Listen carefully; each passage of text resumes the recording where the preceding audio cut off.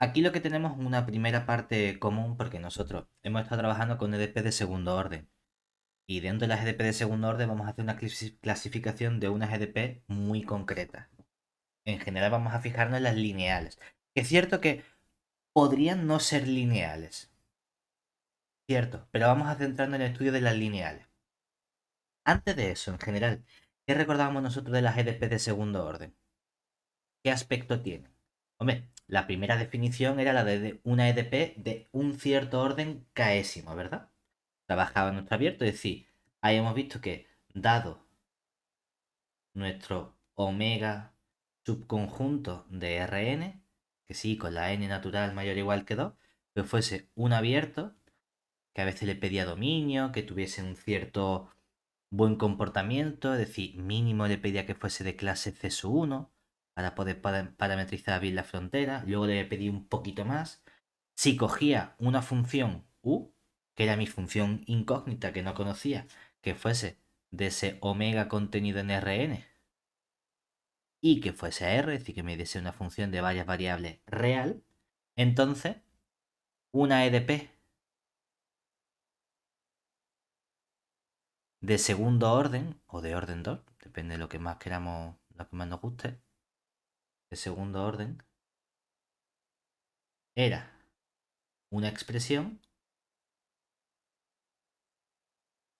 que qué aspecto tenía. Si lo poníamos de forma súper generalista, era una función f mayúscula, es decir, daba una definición implícita de la EDP de segundo orden, donde esa función f mayúscula de quién dependía. Podía depender del punto x de Rn, ¿verdad? ¿Eso qué significa? Que entonces mi función f podía ir de omega. También podía depender de quién? De la función u. Ah, claro, entonces, ¿la u dónde empieza? En R, ¿verdad? En Rn. La u en R. La UNR, tú has dicho en Rn. Ah, vale, ¿Dónde vale, vale. empieza? Ah, bueno, bueno, sí, vale, sí, sí. Vale, o sea, Termina en R, pero exactamente, empezar en... termina. Sí, sí, estaba pensando en. Sí, sí. Toda la razón del mundo, en R. Ahora, siguiente. Todas las posibles derivadas de orden uno, ¿verdad? Que lo podía escribir con esta notación de derivada de la U. Claro, tenemos en general n posibles derivadas de primer orden. Es decir, cada una de esas funciones va a ser algo que llega a R, por lo tanto tengo en total algo que puede ir hasta Rn, ¿cierto? Y por último, como es de segundo orden, todas las posibles derivadas segundas de orden 2, que en general va a ser algo que va de R, podríamos poner Rn por Rn o Rn al cuadrado, ¿verdad? Así tenemos todas las posibles opciones.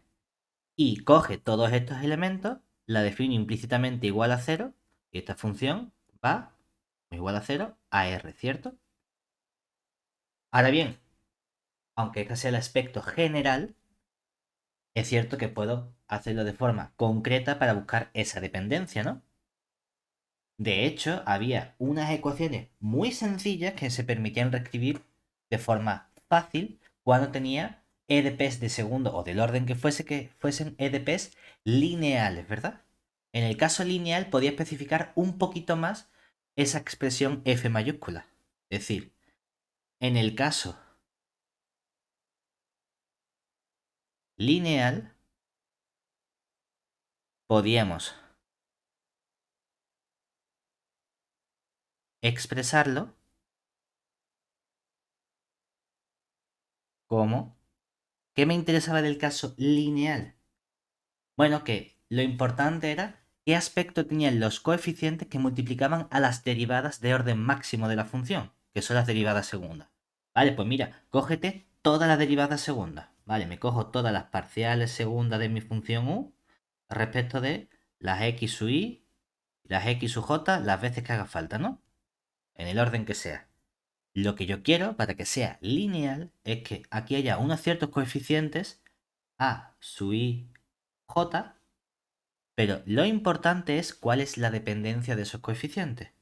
Lo que quiero es que, como mucho, puedan depender de el punto x, ¿verdad?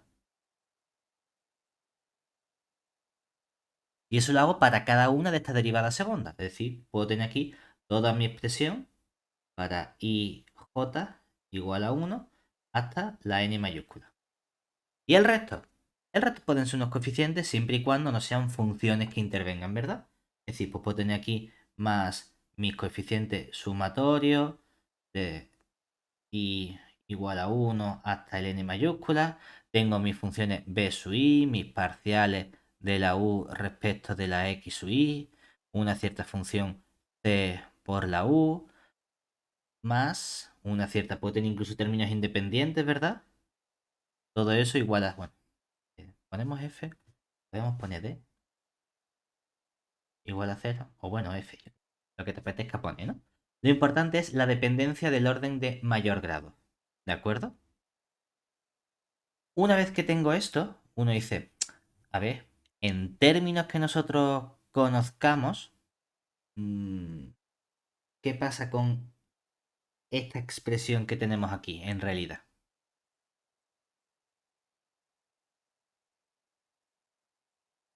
En cuanto piensa en cuál es la forma de escribir, por ejemplo, el problema de Sturm-Liouville que hemos hecho hasta ahora. No hemos puesto nunca la derivada segunda por un lado y la derivada primera por un lado, sino que había como derivada de un coeficiente por esa derivada otra vez.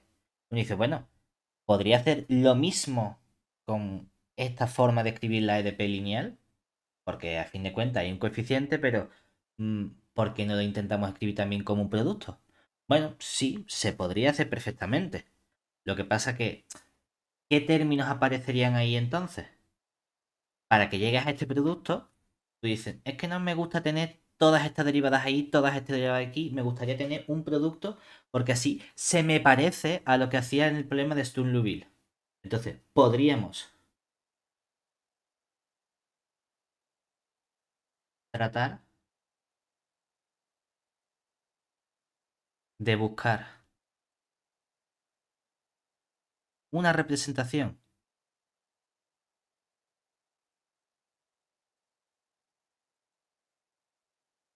equivalente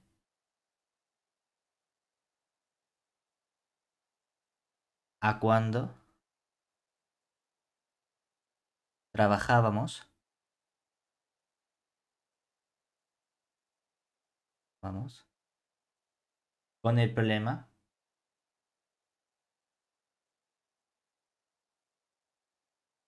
de Sturm-Liouville. Es cierto que, bueno, esto es un poquito más complejo porque en el problema de Sturm-Liouville tenía una EDO. Solo había derivada de una variable. Aquí se me complica porque hay derivada de varias variables. Entonces, si quiero buscar esa posible combinación, uno dice, bueno, ¿qué hacemos? Imagínate que tú coges, no sé, un coeficiente A sub i j, voy a llamarlo A, pero bueno, por distinguirlo de esta A, que es el que va con las derivadas de orden 2, vamos a ponerle una tilde, ¿no? Que esto depende de x. Y lo multiplicamos por la derivada del u respecto de el x sub j. Claro, esto es como esa función p que aparecía en el problema de Sturm-Liouville. Toda esa expresión voy a derivarla respecto de x sub i, ¿no?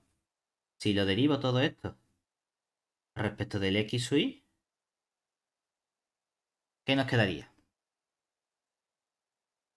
Bueno, pues aquí ¿qué tendríamos? Aplicamos un producto, ¿verdad? Sería esta parcial del a tilde del ij respecto del x sub i por la parcial del u respecto del x sub j. Le sumamos los a tilde sub i j por la derivada del u respecto de la segunda, respecto de x sub i, x sub j, ¿verdad? Claro, entonces, fíjate que estos coeficientes, ¿quiénes son precisamente? Este sería los términos de orden 1, ¿no? O sea, términos de orden 1, términos de orden 2. Esta derivada, al final, ¿con quién la quiero equiparar? Con el término de orden 2, que sería este que aparecía aquí. Entonces, igualamos componente a componente, ¿no? Yo quiero calcular la suma de todas estas posibles derivadas, ¿no? Luego,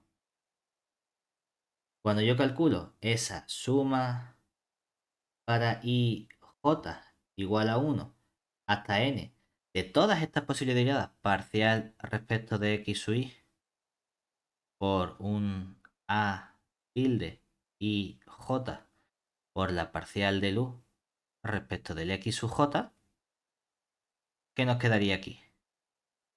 Pues todas las posibles sumas desde i j igual a 1 hasta n mayúscula de, por un lado, la parcial de los a tilde de i j respecto de x sub i, multiplico por la parcial de los u respecto de x sub j, sumo la suma desde i j igual a 1 hasta n mayúscula de los a sub i j tilde por la parcial segunda de u respecto de los x sub i respecto de los x sub j, ¿verdad?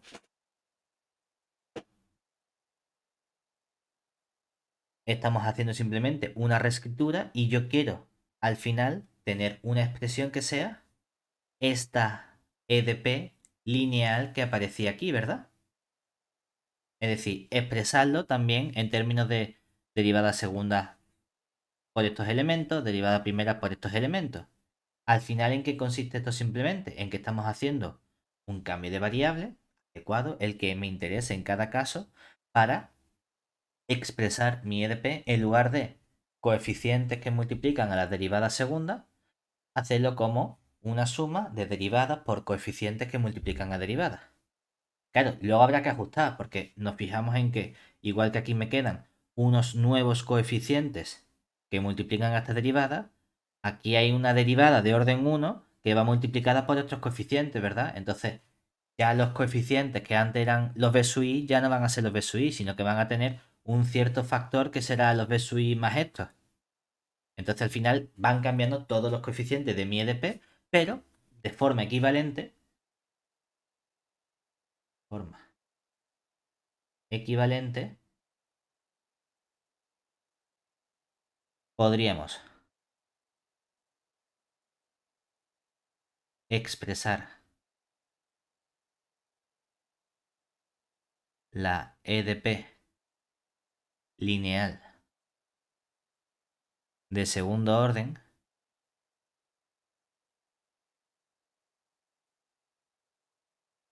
como sumatorio desde i j igual a 1 hasta n mayúscula de cogemos nuestras parciales respecto de los x sub i, vamos a derivar y aquí vamos a cambiar después una cosa, simplemente por comodidad.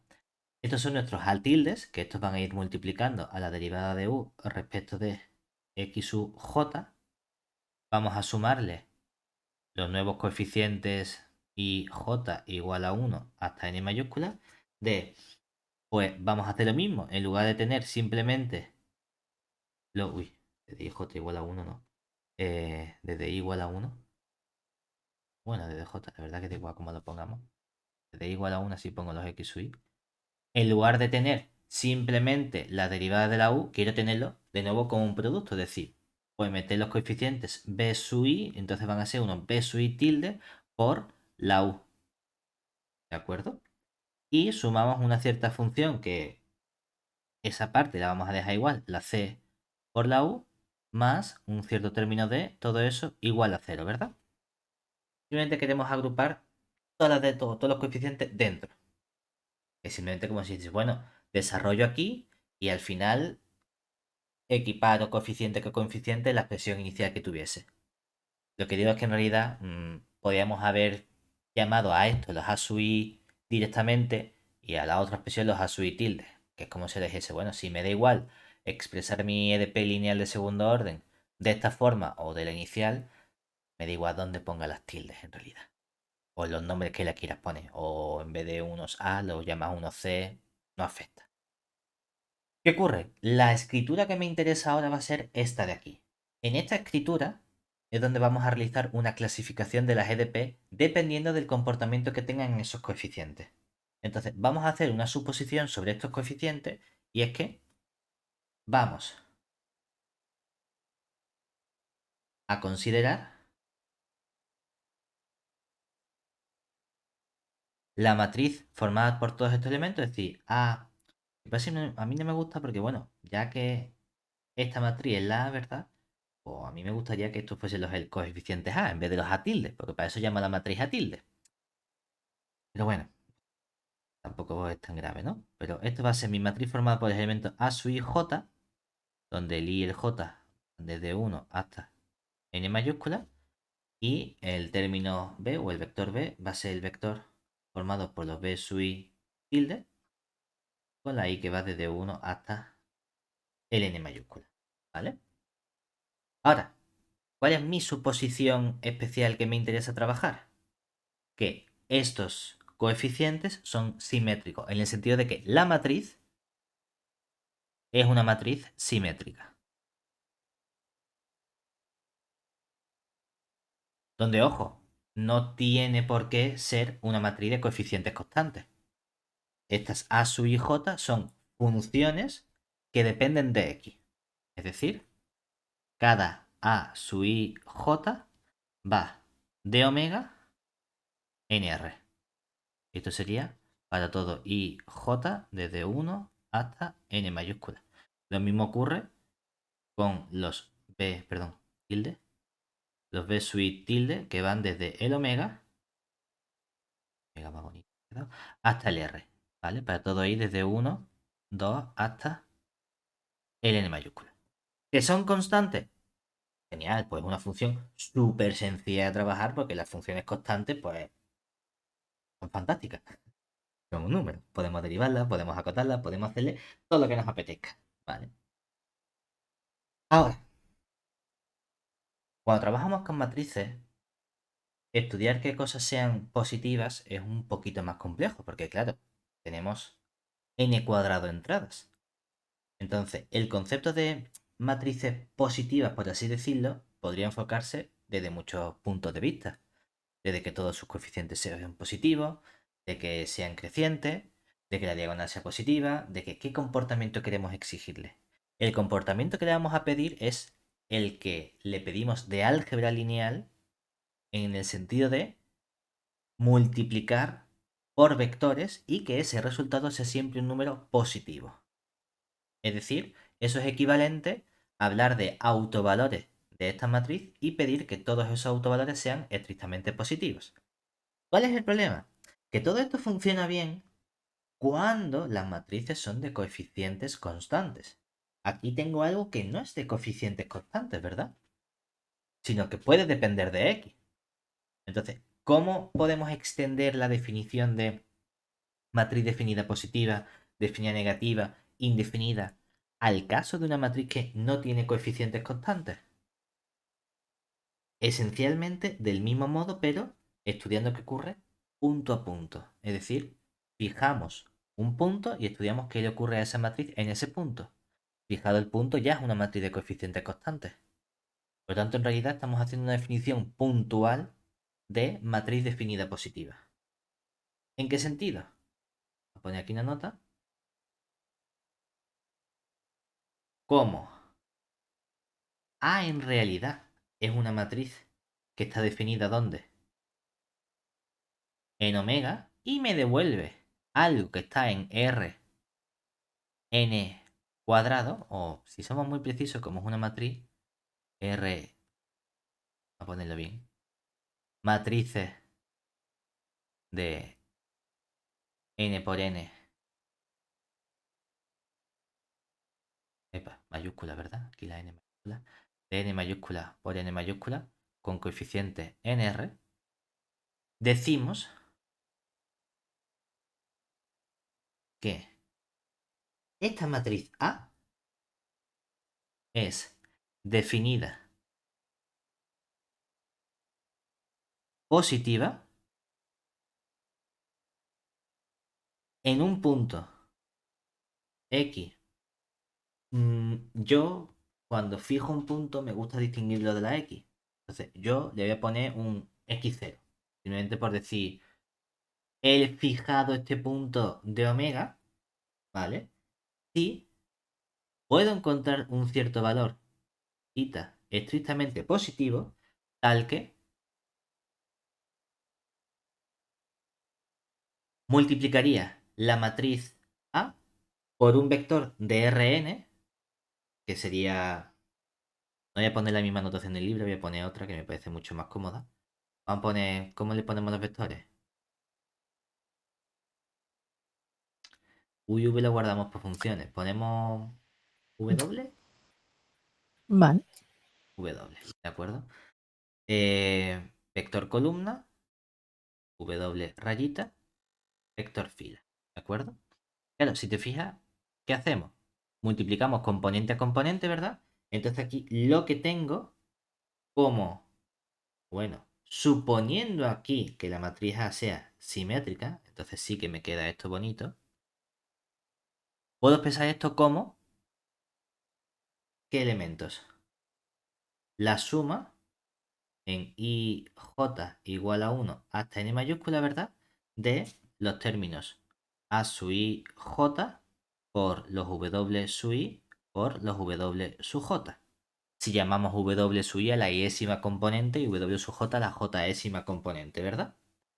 Esto es simplemente el resultado que me sale de multiplicar vector por matriz y otra vez por el mismo vector, ¿cierto?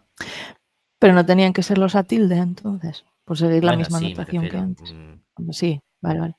Vale, vale, Que solo por- quería asegurarme que no Sí, estaba sí, que perdiendo. simplemente que por eso a mí no me gustaba el decir aquí son los a tilde. Bueno, sí, son los coeficientes, pero en realidad da igual. Esto es un índice mudo. Me da igual que lo llames a tilde, que lo llames a, que lo llames. Que yo hubiese dicho, Vale, para eso vale. llamo a estos a tilde y ya con los que voy a trabajar los llamo a y no tengo que estar preocupándome de la tilde todo el rato, ¿sabes? Pero sí, esto es una matriz, ojo, una matriz cualquiera, no tiene por qué ser la matriz asociada a la EDP de segundo orden. Lo que pasa es que luego lo aplicaremos con esa matriz concreta. ¿Qué quiero simplemente? Realmente la definición exige que esto sea estrictamente positivo. Lo podemos imponer en el sentido de que esté acotado por una cierta cantidad, mayor o igual que ese cierto tita, constante que es mayor que cero, multiplicado por la norma del vector w al cuadrado. ¿Vale? Y esto obviamente es estrictamente positivo. Esto, ni pinta. ¿Vale? Es decir, que aparece así en el libro, pero que sepas que podríamos haberlo definido directamente con que fuese estrictamente positivo. No ocurre nada. ¿Vale? Eso sí, tiene que ocurrir no para un W concreto, tiene que ocurrir para cualquier W perteneciente a Rn. Y hombre, aquí sí que le pedimos que, aquí donde hay una rata en el libro, distinto de cero. O sea que, obviamente cuando cojas el cero te va a salir cero. Y cero no hay ninguna constante tita mayor que cero, de modo que eso sea mayor estricto que cero. Pero bueno, esto es en un punto. ¿Qué significa que lo sea en todo el dominio omega? Simplemente que... Que lo cumplan todo punto. Pero claro, esa constante entonces quiero que no dependa del punto X, sino que sea independiente del punto que yo escoja. Es decir, si... bueno, que sí. Diremos que A es definida positiva en todo omega, si además, bueno, si lo es en cada punto, si lo es en cada X perteneciente o X0 perteneciente a omega, y la constante eta que buscamos acotar no depende del punto X0 que hayamos elegido. ¿De acuerdo? Con todo esto, ahora ya vamos a poder hablar de la clasificación de nuestras EDP. ¿Por qué? ¿Por qué hemos hecho esta reescritura de aquí? ¿Por qué no lo hemos dejado como la derivada que teníamos inicialmente? ¿Qué crees? Porque queríamos acercarnos a una cosa como Stumbleville, porque te facilitaría encontrar los autovalores, no sé. Porque si te fijas, cuando nosotros trabajamos con funciones vectoriales o funciones escalares, hay dos modos de derivar esencialmente, ¿verdad? Ujú, Hay un modo que sería, si tengo funciones escalares, me gusta calcular gradientes de funciones escalares, ¿verdad? Cuando tengo funciones vectoriales, puedo hacer dos modos derivadas, lo que sería la divergencia o lo que sería el rotacional. Son ujú. los dos modos en los que podemos derivar funciones vectoriales.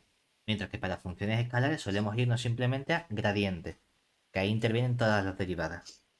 Entonces, claro, en esta expresión, cuando tenemos así expresado, si tengo una suma de dos cosas, esa suma de dos cosas, en realidad, ¿quién sería?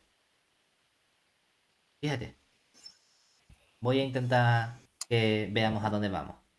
Vamos a hacerlo en general, es decir, supongamos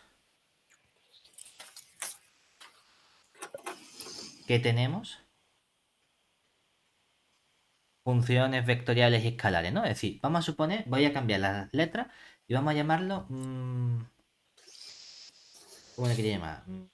F mayúscula la vectorial a lo mejor. Bueno, es que F mayúscula, bueno, venga, F mayúscula. O es de green, es que hemos utilizado demasiadas letras. Em, H. H mayúscula, venga, una H mayúscula, ¿vale? Que sea una función vectorial. ¿Eso qué significa? Que esta H mayúscula dependa de ciertas funciones escalares, ¿no? Es decir, H sub 1, H sub 2, así hasta H sub, no tiene por qué ser la N. Vamos a poner una N minúscula porque no indica que tenga tantas variables como estamos trabajando, ¿no? Y vamos a suponer que tenemos una función H escalar, ¿vale? Esto significa que esto iría ¿de dónde? De R en general, las componentes que sean, ¿verdad? A R, ¿cuántas componentes me da esto? N, ¿cierto? Y esta H que vaya de R M a R.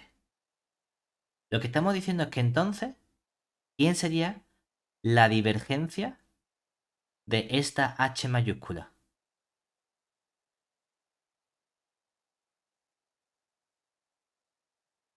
La divergencia es una suma, ¿verdad?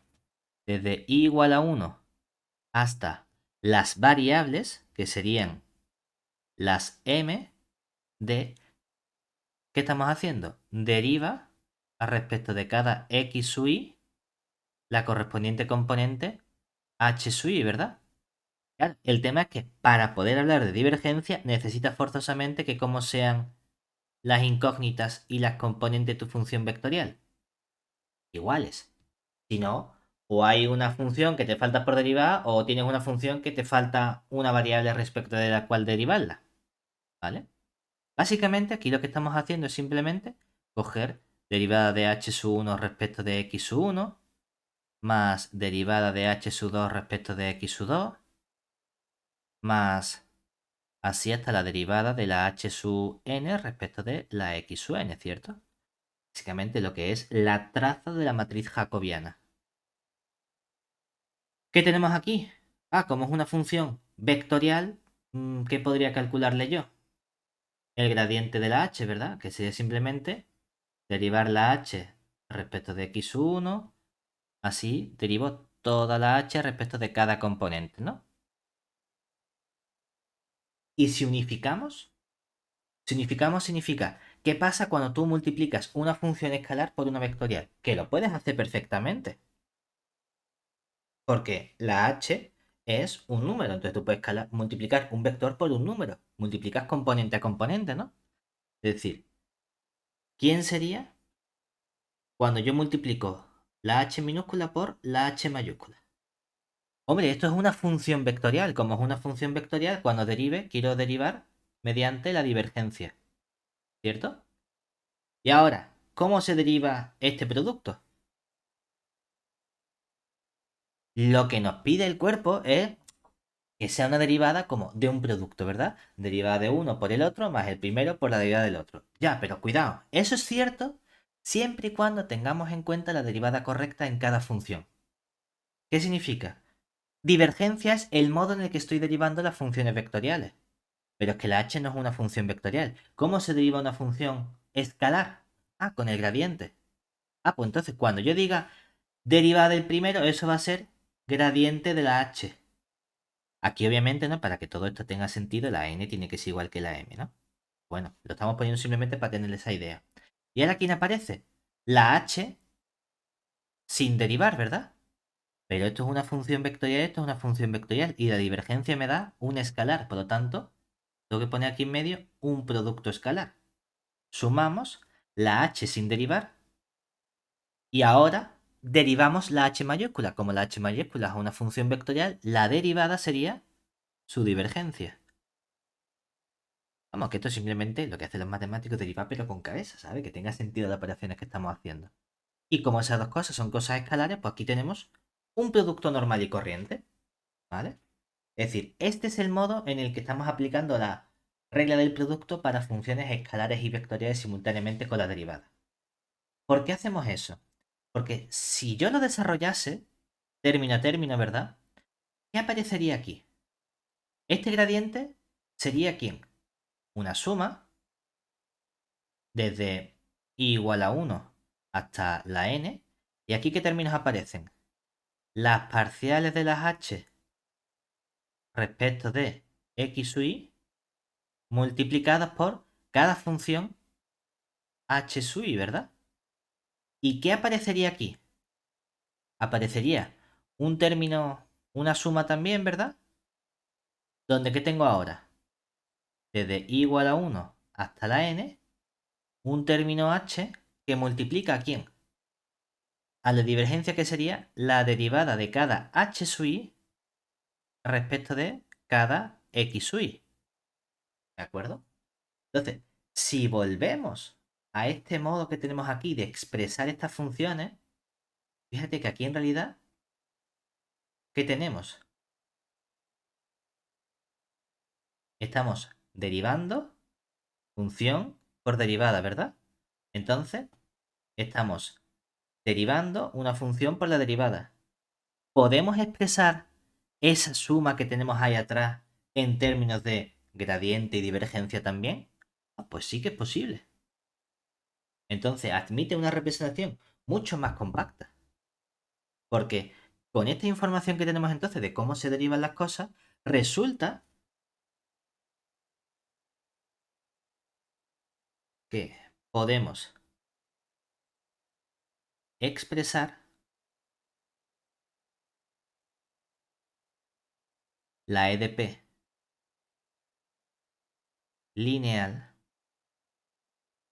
de segundo orden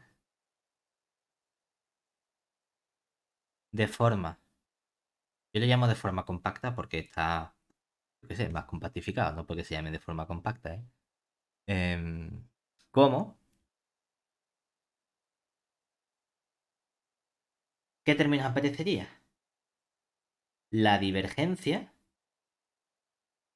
sería sumar las derivadas de lo que hay adentro, ¿verdad?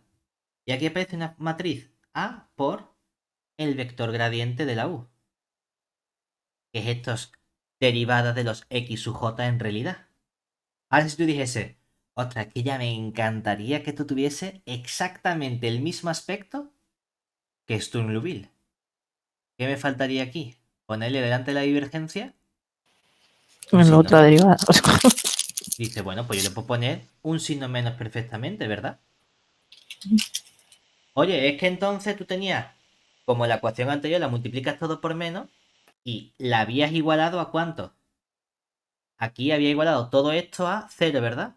Ah, pues mira, todo esto que no te interesa, que es algo que de quién depende.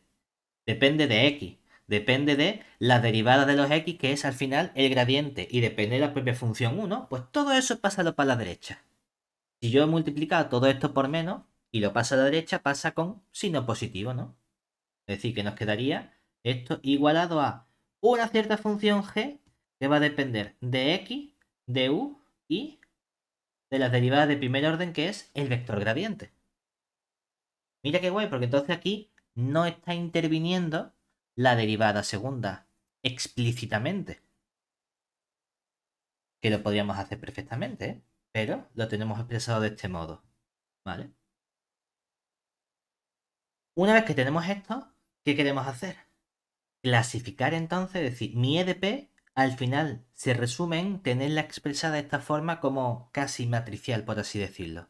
Yo tengo esa matriz A con esos coeficientes e intervienen las derivadas, pero en vez de hacerlo término a término, las hemos compactificado con los operadores asociados que tienen esas derivadas. Y me queda mucho más bonito. Pero entonces, esa derivada o esa matriz a lo mejor tiene un buen comportamiento que me permite saber qué ocurre con la función o la EDP que vamos a tener. Pues vamos a clasificar esta EDP ahora lineal de segundo orden en términos de qué le pasa a su matriz. ¿De acuerdo? Y ahí es donde viene nuestra clasificación simplemente. Es decir, a partir de aquí,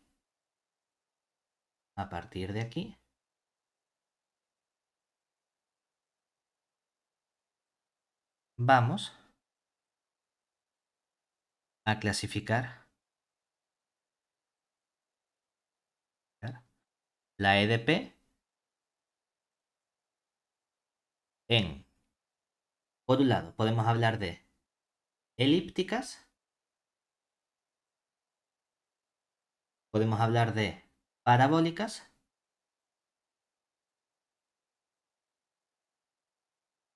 podemos hablar de hiperbólicas, y el libro se viene súper arriba, y habla también de ultra hiperbólicas. Los ultras. Siempre hay ultra entre el lado, incluso las EDP. No se diga que no. ¿De acuerdo? ¿Qué vamos a hacer? Bueno, vamos a decir qué le tiene que ocurrir a la matriz A para que le ponga cada apellido y el resto del libro en qué se basa. Vamos a coger la elíptica y vamos a estudiarlo. Vamos a coger las parabólicas, vamos a estudiarlo. Vamos a coger esta, vamos a estudiarlo. A ver qué información conocemos o podemos extraer sobre estas EDP. Porque bueno, si le cambiamos el nombre es porque a lo mejor tendrán un modo de resolución, tendrán una estructura, tendrán una unicidad de solución o no, distinta en función del comportamiento de esa matriz de coeficientes.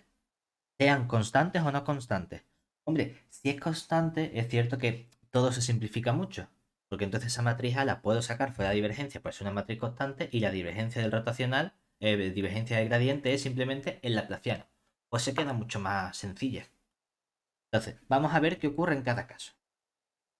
¿Cuándo vamos a llamarla elíptica? Son aquellas en las que vamos a tener la matriz A es definida positiva. Equivalentemente, ¿qué significa que sea definida positiva? Todos sus autovalores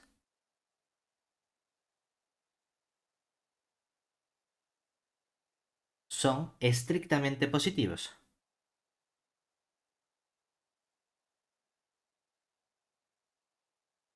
¿Vale? ¿Hasta aquí bien? Siguiente caso. Sí. ¿Qué significan las parabólicas?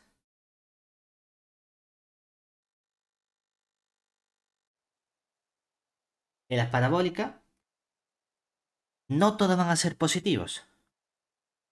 Para empezar, hay uno y solo uno que es cero. Es decir, la matriz A posee un único autovalor nulo y el resto tienen el mismo signo.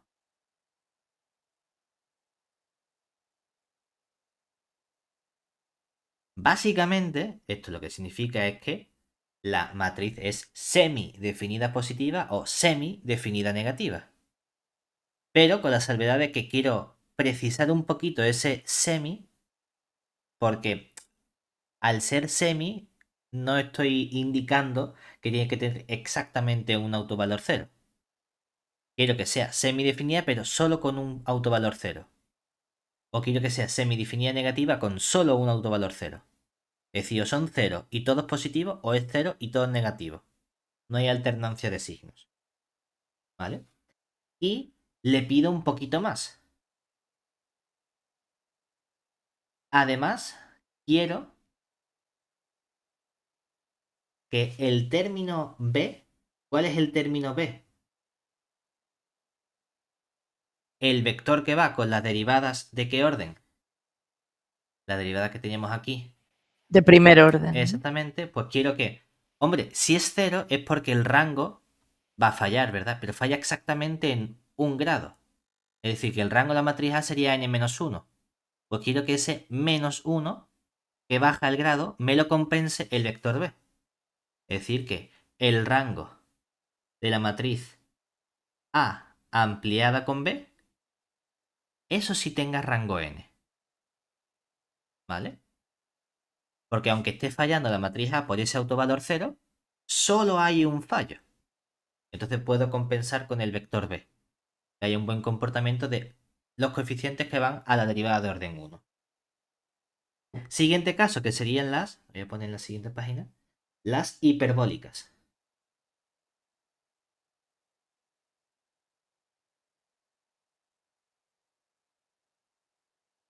Aquí no va a haber autovalores 0. Es decir, vamos a tener... no hay autovalores nulos, pero hay dos casos posibles.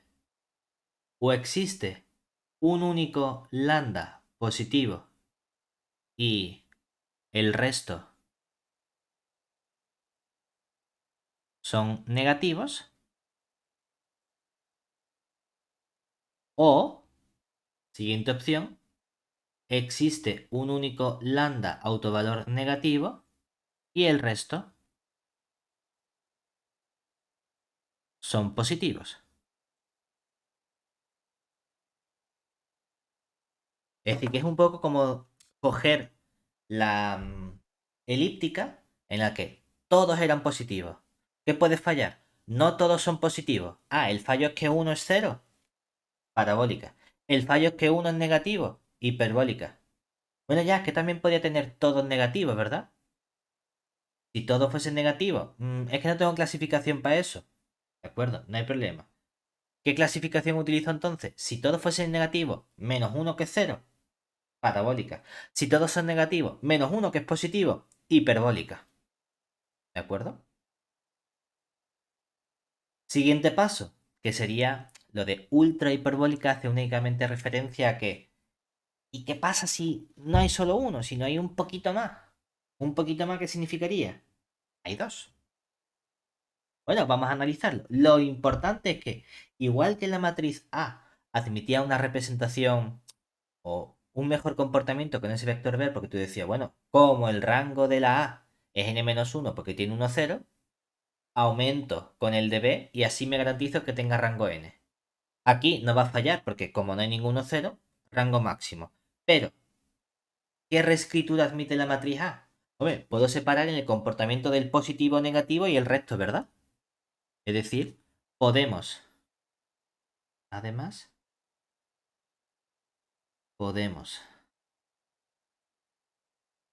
reescribir o reordenar o como uno quiera la matriz A como un cierto coeficiente A11, el resto que aparece aquí son ceros, el resto que aparece aquí son ceros, y aquí aparece una matriz menos A, qué sé,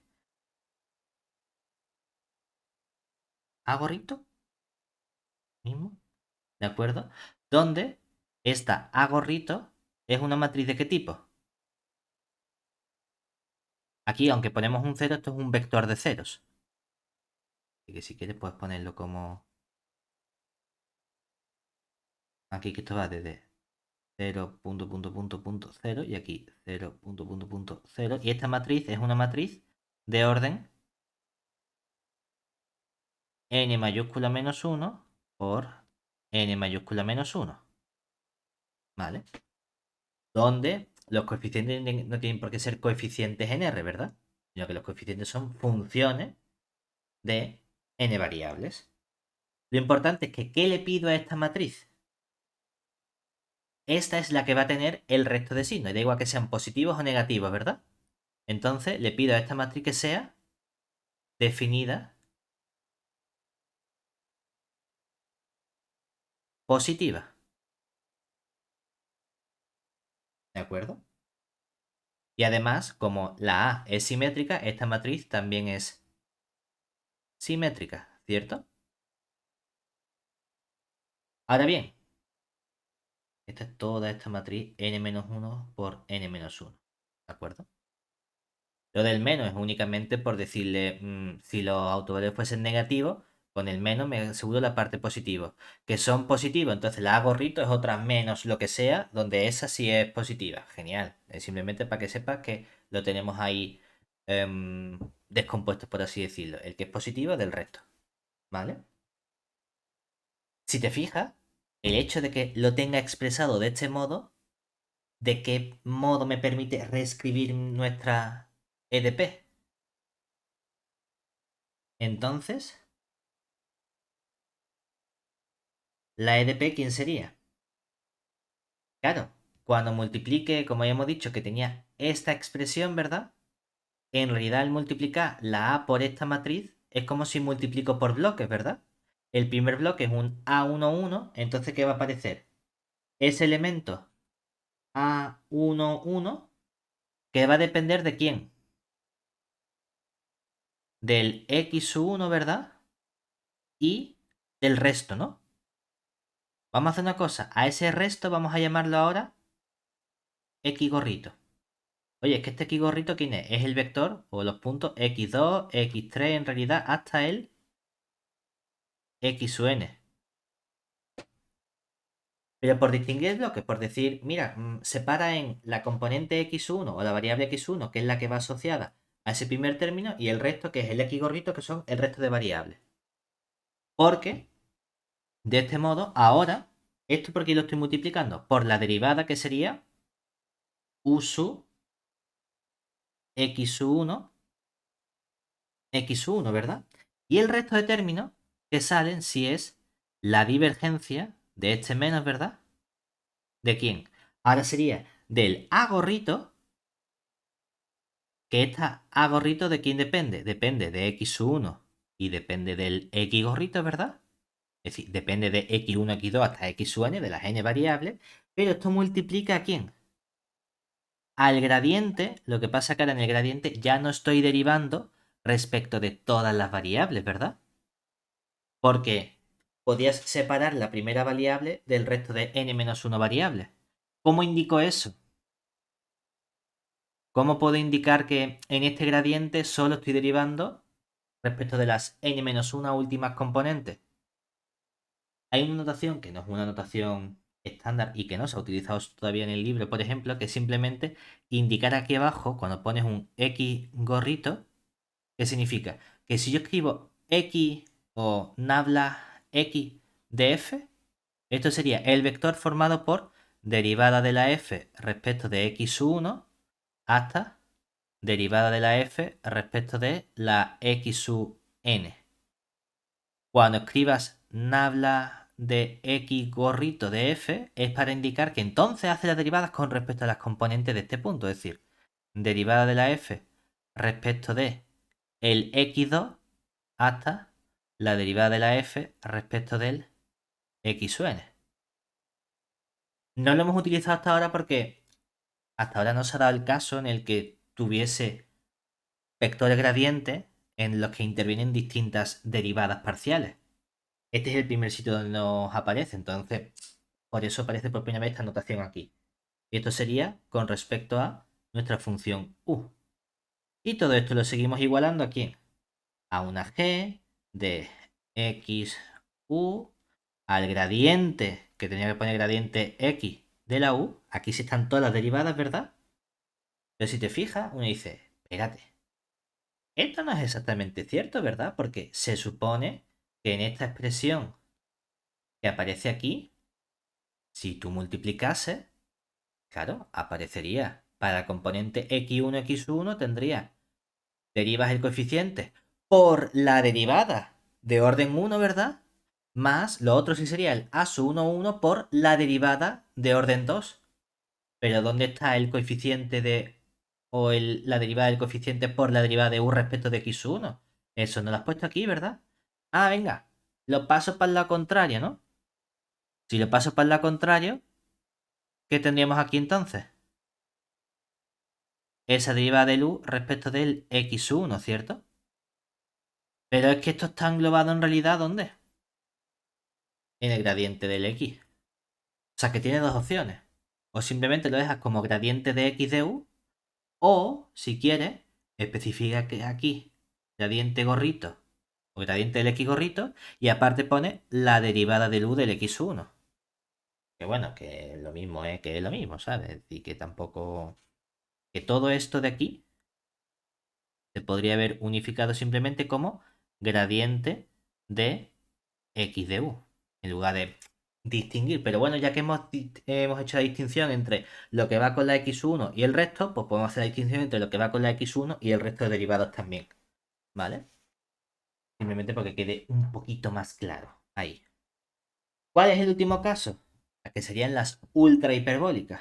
En las ultra hiperbólicas vamos a tener un poquito de mejor comportamiento o más casuística que en las hiperbólicas. ¿Qué hacemos en estas ultra hiperbólicas? Ahora, en lugar de tener uno negativo y uno positivo, vamos a tener dos, ¿de acuerdo? Es decir, no hay autovalores nulos. Y además, ¿qué situación podemos encontrarnos? O existen al menos dos autovalores. Dos autovalores positivos y dos autovalores negativos. Bueno, ahora realmente lo he puesto como si fuesen dos cosas distintas, pero es el único caso que podemos tener. Existen al menos dos autovalores positivos. Voy a dejar copiarlo. Vale, qué coraje. Venga. Existen y existen al menos dos autovalores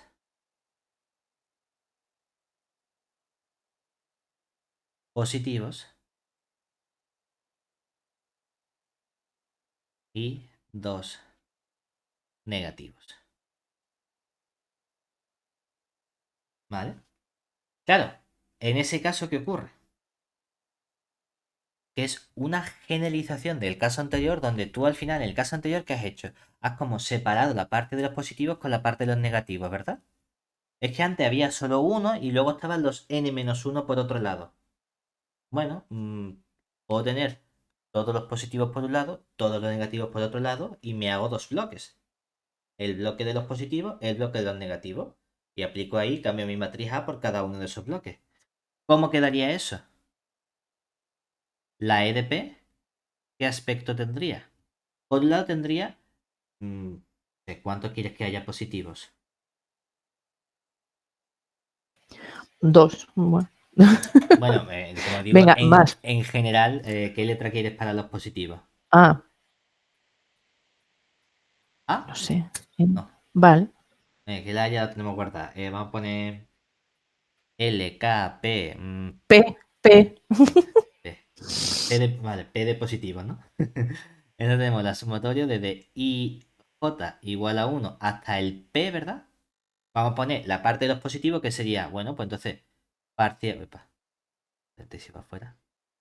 Sería la parcial respecto de los x sub y de los coeficientes, perdón, de los x sub j, de los coeficientes a sub i j, o si lo que llaman los tilde, ¿verdad? Por la parcial de u respecto de los x sub i. Y luego voy a restarle la suma desde ij igual a, claro, si hemos dicho que los p son los positivos, el resto son los negativos, es decir, del p más 1 hasta el n mayúscula van a ser la parte de los negativos, ¿no? La parcial respecto de x sub j de... vamos a hacer una cosa, en realidad, estos no van a ser los a sub y tilde, van a ser unos ciertos coeficientes, ¿verdad? Vamos a llamarlo...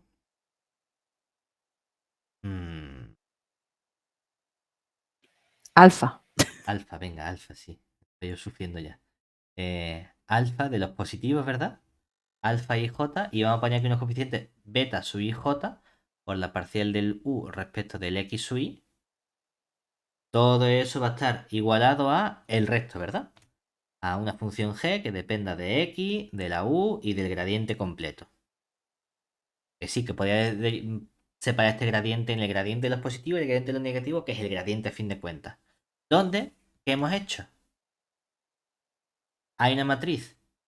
Voy a hacer muy a la bestia. Alfa mayúscula. El alfa mayúscula no es este. El alfa mayúscula es una normal y corriente, ¿vale? Pero esta matriz alfa mayúscula está formada por los alfa y j. Desde ij igual a 1 hasta n. Y vamos a hacer una cosa bestia que sería una beta mayúscula. Que el beta mayúscula es la b normal y corriente. De los beta sub ij. Que estos van desde el ij igual al p más 1 hasta n, y aquí me he equivocado, ya me he dado cuenta. Esto es hasta p, P. ¿vale? Y estas dos matrices, ambas son definidas positivas y simétricas,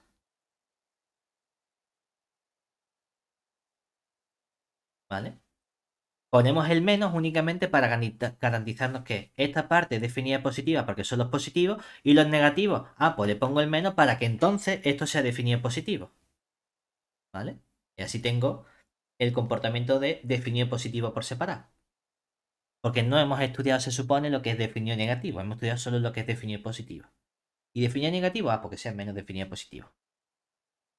¿De acuerdo? Eso sería nuestra clasificación de EDPs. Siguiente paso va a ser ir estudiando cada uno de estos comportamientos por separado. Entonces vamos a comenzar estudiando qué ocurre con las elípticas. ¿Vale? Que va a ser lo siguiente.